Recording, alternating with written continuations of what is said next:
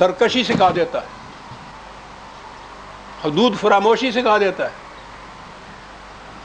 خود دولت کا نشہ کہا جاتا ہے۔ اور جتنی سرکشیاں، حدود فراموشیاں، استبداد یہ ہوتا ہے، دولت کے زور پہ ہوتا ہے، سرمایہ کے زور کے اوپر ہوتا ہے۔ معتدن، حدود فراموش کر، سرکشی کر جانے والا۔ ابھی دوسرے معنی بھی میں عرض کروں گا، یہ تو عربی زبان ہے۔ تو ایک طرف تو یہ کیفیت ہوتی ہے کہ وہ قوت کے نشے میں سرکش اور حدود فراموش ہو جاتا ہے۔ معتدن ایک تو ایک کی یہ ہے عدوان، طوفان کی طرح آگے بڑھ جانے والا۔ اور سرمایہ کار جو ہے، سرمایہ دار جو ہے، یہ محنت نہیں کرتا، روپیہ اس کا روپیہ کما کے لاتا ہے نا، خود محنت نہیں کرتا۔ محنت نہ کرنے کی وجہ سے اس کے جو قواعد عملیہ ہوتے ہیں وہ سست پڑ جاتے ہیں۔ اسی لیے اگر کہیں ایک دھچکا لگ جائے نا کروڑ پتی کے اوپر بھی، ہارٹ فیل ہو جاتا ہے اس کا۔ مزدور کو اگر ایک دن نہ بھی میرے مزدوری تو کوئی بات نہیں، وہ دوسرے دن پھر نکل کھڑا ہوتا ہے۔ یہ برداشت ہی نہیں کر سکتا اس قسم کے دھچکے کو، اس لیے کہ یہ جو قوت ہوتی ہے مدافعت کی، یہ جو قوت ہوتی ہے محنت کرنے کی، وہ نہیں رہتی، مزمل ہو جاتی ہے، سست ہو جاتی ہے۔ اسیم کے یہ معنی ہوتے ہیں، سست ہو جانے والا، مزمل ہونے والا۔ اب سرمایہ کار کے دونوں خصوصیتیں یا گوشے قرآن لے آیا سامنے۔ دولت فراوان آتی ہے تو یہ اس کے نشے کے اندر حدود فراموش ہو جاتا ہے، محنت کرنا چھوڑ دیتا ہے تو مزمل ہو جاتی ہیں اس کی قوتیں۔ کلو معتدن اسیم۔ اور دوسری طرف جائیے، معتد کے معنی یہ جو متعدی امراض ہوتی ہیں، ایک تو یہ مرضیں ہوتی ہیں، دوسرے کو بھی لگ جاتی ہیں۔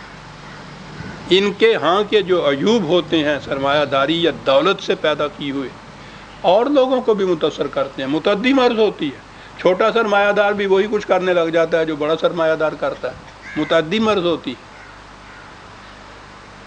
اور بعض عیوب ایسے ہوتے ہیں جو انسان کی اپنی ذات تک ہوتے ہیں، متعدی نہیں ہوتے، اس کی ذات کو مزمحل کرتے چلے جاتے ہیں۔ شراب کا نشہ ہے، وہ سرکشی پیدا کرتا ہے، اوئے ساڈے سامنے نہ آئی، شراب یہ کرتی۔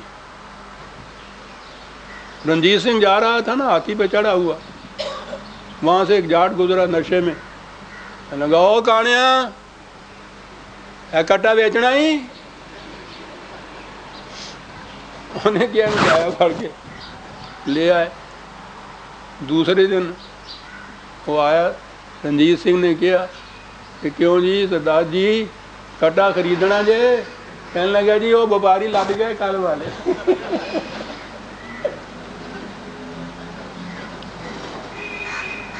نشہ دولت کا یہ بھی کرتا ہے، شراب کا نشہ ہے، ایک نشہ افیم کا ہوتا ہے۔ بیٹھے رہے تصور جانا کیے ہوئے، دل چاہتا ہے پھر وہی فرصت کے رات دن بیٹھے رہے تصور جانا۔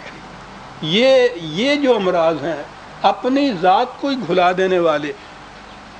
سرمایہ داری کا نشہ شراب کا بھی ہوتا ہے، افیم کا بھی ہوتا ہے، معتد بھی ہوتا ہے، اسیم بھی ہوتا ہے۔ قرآن کہتا ہے یہ ہیں جو جھٹلاتے تھے کہ کون کہتا ہے یہ آ کے رہے گا۔ کیوں جی ہے تو 2-4 منٹ۔ بہرحال ایک بات، ایک آیت تو اور لے لوں، اذا تتلی علیہ آیاتنا، ان کے سامنے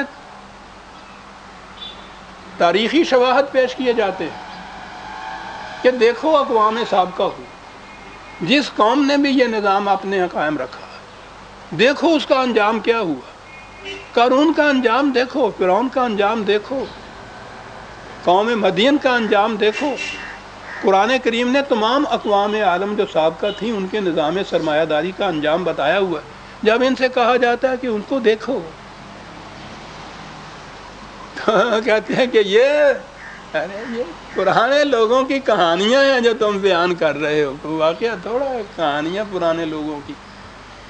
حالانکہ قرآن نے کہا ہے، تاریخ کی اہمیت اس نے بتائی کہ یہ ہم کہانیاں نہیں بیان کرتے، ہم بتاتے یہ ہیں کہ فلاں قوم نے اس قسم کا نظام قائم کیا تو اس کا نتیجہ یہ نکلا، دوسری قوم نے ایسا نظام قائم کیا تو اس کا نتیجہ یہ نکلا. یہ ہے معنی. وہ اس نظریے سے تاریخ کا مطالعہ نہیں کرتے.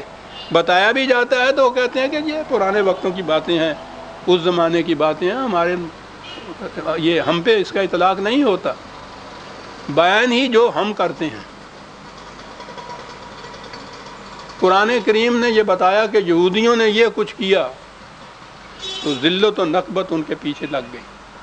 ہم نے کہا کہ یہ یہود کے متعلق ہے، ہمارے متعلق نہیں ہے. عیسائیوں نے شرک کیا تو ان کے ہاں برہمنیت اس طرح چمٹ گئی. اچھا یہ عیسائیوں کے متعلق، یہ قوم مدین کے متعلق ہے، یہ فرعون کے متعلق ہے، یہ قریش مکہ کے متعلق ہے.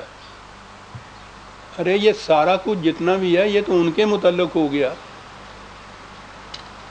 آنکھ نرگس کی، دہن غنچے کا، حیرت میری ان کی تصویر میں پوچھے کوئی ان کا کیا ہے. وہ اس قرآن میں کوئی تمہارے متعلق بھی ہے کہ نہیں؟ کہیں ہے جی.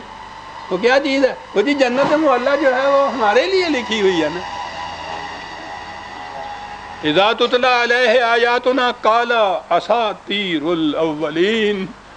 ہمارے سامنے جب ان کی بیان کرتا ہے قرآن واقعات، ان کے انجام، ان کے نتائج، ہم کہتے ہیں یہ ان کے متعلق ہے جو گزر گئی، ہمارے متعلق نہیں ہے. ویل للمکذبین.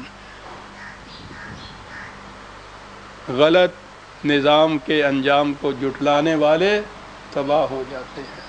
تاریخی شواہد بھی پیش کیجئے تو کہتے ہیں کہ اگلے وقتوں کی یہ کہانیاں ہیں، ہم سے کوئی تعلق نہیں ہے. آگے پھر بتاتا ہے کہ یہ جو نقطہ نگاہ ہے، یہ جو ذہنیت ہے، اس کا نتیجہ کیا ہوتا ہے اگلے درس میں ہم لیں گے. سورہ تطفیف کی آیت 13 تک ہم آ گئے. ربنا تقبل منا انک انت السمیع العلیم. شکریہ.